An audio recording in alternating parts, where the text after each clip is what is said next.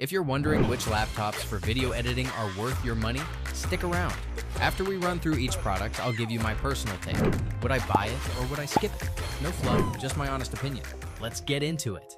Apple MacBook Air 15 M4. This thing slices through 4K footage and resolve like butter, even on battery, but don't expect export times to magically shrink compared to the M3. It's like 10 seconds faster. Big whoop. The screen is gorgeous for grading, showing all your cinematic genius or screw-ups in perfect color. Though push it too hard, and that fanless design might make you wonder if you can fry an egg on it. Would I buy it? Maybe, if you need ultimate portability and that sweet, silent operation for less intense edits and don't mind paying the Apple tax for marginal export gains over the M3. Lenovo Legion Slim 5 Gen 8. This sleeper agent looks kinda dull, but its RTX 4060 is juiced up to 125 watts, absolutely dumpstering laptops with supposedly better GPUs that are power throttled to hell. The optional OLED screen is eye-meltingly gorgeous for editing, but the webcam will make you look like you're broadcasting from a Nokia 3310, and the keyboard has a bit of annoying flex. Would I buy it? Yes. It offers fantastic performance for the money, especially with that high total graphics power GPU and that beautiful OLED screen option, making it a beast for editing without completely breaking the bank. Lenovo IdeaPad Gaming 3. You can snag a configuration with a surprisingly powerful Ryzen CPU that chews through renders. But dear God, the standard screen's colors are so washed out, your vibrant masterpiece will look like a sad gray blob. It's upgradable, which is nice because you'll need 16 gigabytes of RAM to stop it stuttering like crazy, and don't even think about using that USB-C for your fancy monitor. It's data only, you cheapskate. Would I buy it? No. That awful screen color accuracy is a deal breaker for video editing, even if the processor is decent for the price. Dell G15. This chonky boy packs serious workstation power for editing without much thermal throttling drama. But the basic 120Hz screen option is slow and looks washed out, so don't cheap out there. You get solid CPU and GPU grunt and even Thunderbolt 4 on higher models, but it's heavy as hell, and the battery life means you're basically tethered to the wall like a sad desk ornament. Would I buy it? Maybe. If you get the upgraded QHD screen and need that raw, thermally stable performance for heavy editing, and don't mind the bulk and poor battery life. ASUS ROG Zephyrus G14. This little beast handles 4K edits like a champ and even tackles 6K. Okay, plus the newer OLED screen is absolutely stunning for color work, but push it hard with complex stuff or high-res footage and the fans scream like a banshee. Performance tanks on battery, and good luck upgrading that soldered RAM later. Would I buy it? Yes, especially the newer models with the OLED screen. It's a fantastic blend of portability, power, and display quality, ideal for creators on the move, despite the soldered RAM and potential fan noise. Acer Nitro V. Look, the price for the specs like an i7 and RTX 4050 seems sweet, and the 144Hz screen is smooth like butter, which is kinda nice, I guess.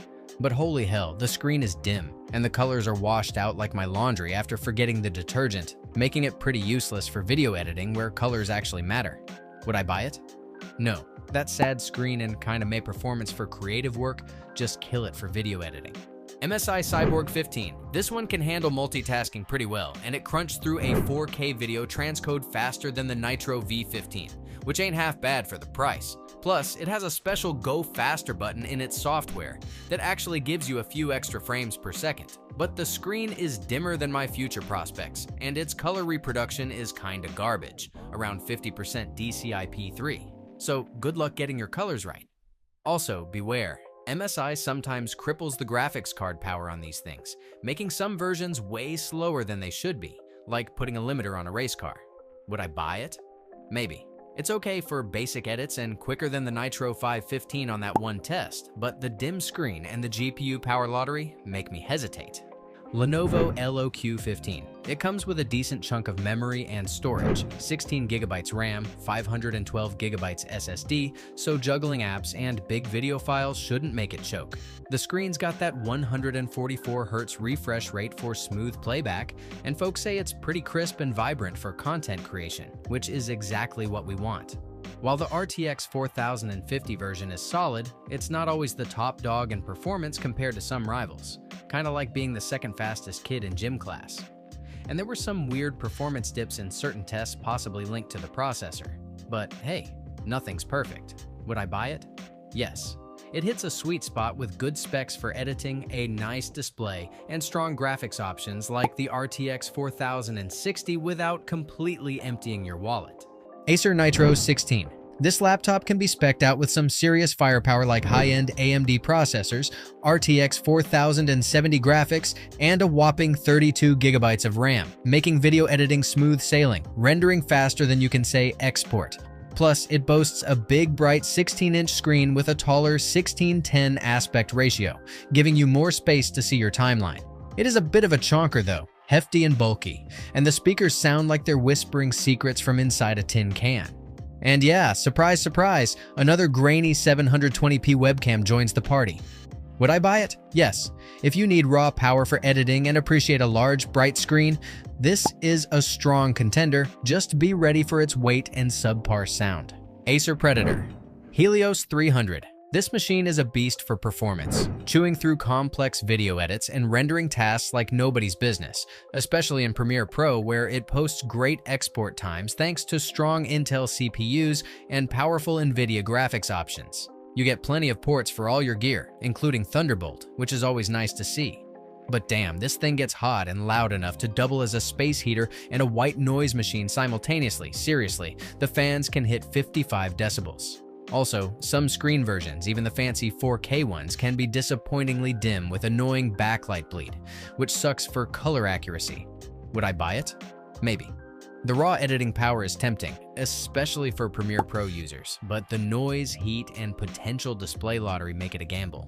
MSI Katana A15 AI. This laptop packs some serious processing muscle with new AMD chips optimized for AI tasks, making it pretty zippy for video editing, plus you can swap out the RAM and storage later. But the included full HD screen is kinda dim and washed out. The speakers sound depressingly hollow, and while it doesn't throttle, it gets hotter than a $2 pistol under load. Would I buy it?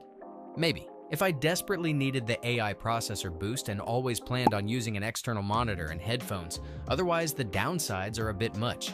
MSI Katana 15. It handles video transcoding, and Premiere Pro exports way faster than some competitors thanks to its capable processor and graphics card combo. Even running unplugged isn't a total disaster for export times. Still, the battery barely lasts long enough to watch a movie, let alone edit one. The speakers are trash, and like its AI sibling, it tends to get hot and loud when you actually make it work. Would I buy it? No. The short battery life combined with the heat and noise makes it a poor choice for editing unless you're permanently glued to a desk near a fan. MSI Thin 15. For a budget option. Hey, getting 16 GB of RAM standard is pretty sweet, and it performs decently enough for lighter editing tasks without completely emptying your wallet. That NVIDIA GeForce RTX 2050 graphics card is pretty entry-level though, so don't expect miracles with heavy 4K projects. And the included 512 GB solid-state drive is laughably small for video files these days. Would I buy it? Maybe if my budget was tighter than skinny jeans after Thanksgiving and I mostly worked with 1080p footage, but I'd factor in the cost of a bigger drive immediately. HP Victus 15. This machine actually handles demanding editing tasks surprisingly well without getting excessively hot or loud. And thankfully, you can upgrade the memory and storage yourself down the line. The big letdown is the screen. Unless you specifically get the highest end panel option, the colors look washed out and inaccurate, which is a nightmare for video editing. Plus, the build feels a bit plasticky. Would I buy it? Maybe it's a competent budget workstation if color accuracy isn't your absolute top priority, but relying on getting the right screen configuration feels like gambling. Acer Predator Helios Neo. 16. Man, this thing is a performance beast for editing, shredding through renders with its potent processor and graphics options, and the big 16-inch screen is bright, vibrant, and sharp. Perfect for scrubbing timelines and color work. Be prepared for disappointment from the speakers though, they sound flat and weak, and you better keep that charger handy because the battery life kinda sucks. Would I buy it? Yes, the raw editing performance and fantastic display quality outweigh the rubbish speakers and the need to live near a power outlet. This thing is built to edit. MSI Thin GF63. Alright, this budget warrior packs an Intel Core i7 processor that can juggle tasks pretty well, but holy crap, the screen is dimmer than a cheap dive bar at noon and only hits 99% sRGB, which isn't exactly stellar for color grading. Plus, some models skimp on the RAM with only 8 GB, which will absolutely choke when you start throwing complex edits at it. Forget about smooth 4K work or fancy effects. Would I buy it? Maybe. If my wallet was crying and I only needed to cut simple 1080p stuff, it's an option.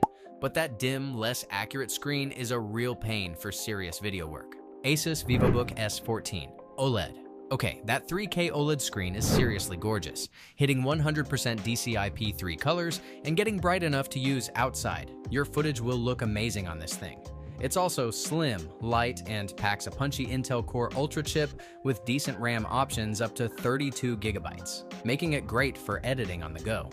But you're stuck with integrated Intel Arc graphics, which might start sweating on heavy renders or complex effects. And some older models have a sluggish 60 Hz refresh rate, though newer ones thankfully jump to 120 Hz. Would I buy it?